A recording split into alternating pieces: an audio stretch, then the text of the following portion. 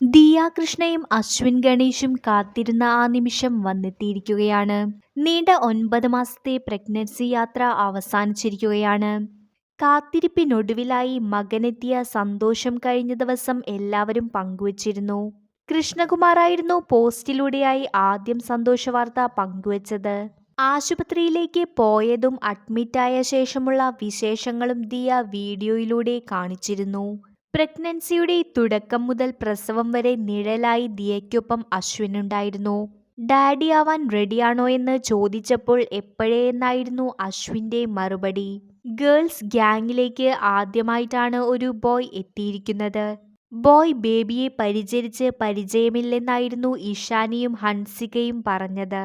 Boy ആയാലും girl ആയാലും ആരോഗ്യത്തോടെയൊരു കുഞ്ഞിനെയാണ് ആഗ്രഹിക്കുന്നത് എന്നായിരുന്നു ദിയയും അശ്വിനും പറഞ്ഞത്.